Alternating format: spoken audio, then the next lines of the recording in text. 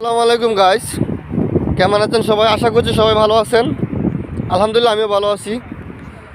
তো আমি কাউকে নিয়ে ভিডিও বানাই না, অবশ্যই আজকে দুদিন যাবত একটা ভিডিও দেখতেছি ফেসবুকে, খুবই ভাইরাল, ট্রেন্ডিংয়ে চলতেছে। এটা প্রিন্স মামুনের জায়গা শূন্যস্থান পূরণ করবে ডিজে শাকিল। এখনও নাকো টিপ দিলে মনে হয় দুধ বাড়িব, বুঝছেন? সেদিনকার ফুলা চেহারা ছবিতে বোঝা যা।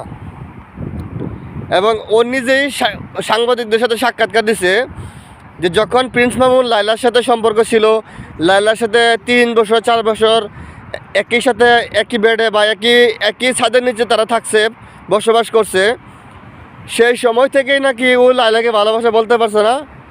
যখন প্রশ্ন করলো তুমি কেন বলতে পারো না, তখন বলছি তখন আমি ছোটো ছিলাম, আমার বয়স কম ছিল, তখন ও বাচ্চা ছিল।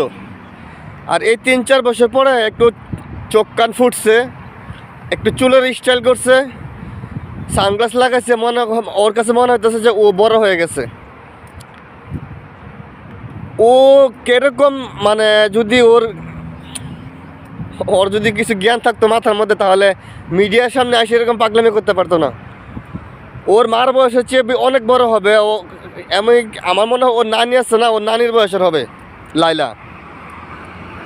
এই লাইলাকে জনসম্মুখে ও কেমনভাবে বারবার বলতেছে আমি লাইলাকে ভালোবাসি, লাইলার জন্য জীবন দিব, 20 তলা থেকে পরে যাব, বিষ খাবো। আরে পাগল, ওরে তো জুতো দাবাই এবার কাম কী কমু। আর আমি ওর কি গার্জিয়ান নাই, ওর কি মা বাপ নাই, ওর পরিবারের মানুষ এগুলো দেখে না? ওরে দইরা নিয়া ঠিক মতন বাইন দেফারে জুতো দাবাই এবার কামড়ে। ওই কেমন সেন্সলেস হলে এরকম কথা বলে, কেমন অজ্ঞান হলে। যাই হোক, এটা আমার মনে হয় ওর দোষ না, এটা হচ্ছে ওর বয়সের দোষ। ওর বয়সের দোষের কারণে ও এরকম করতেছে। তো এই ভিডিওটা প্রিন্স মামুনে দেখলে আসলে কি আর কি জানি ভাবে। এটা মানুষ এখন হাসাহাসি করতেছে, হাসাহাসির পাত্র হয়ে গেছে। আর লাইলাও খুব মজা নিতেছে পাশে বৈশা, ঠিক আছে? তো খুব মজা নিতেছে, এবং দর্শকও মজা নিতেছে, সাংবাদিকরা মজা নিতেছে, আমরাও মজা নিতেছি। তো আপনারা কমেন্টে বলে যাবেন এই বাচ্চাকে কি বলা যায়, কি করা যায়।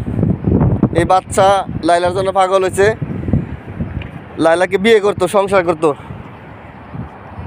সারা জীবনের সঙ্গী হওয়ার জন্য, সাথী হয়তো, বুঝছেন? তো ভিডিওটা বড় করলাম না, এখানেই রাখলাম। ভালো থাকবেন সবাই, সুস্থ থাকবেন, আল্লাহ হাফেজ।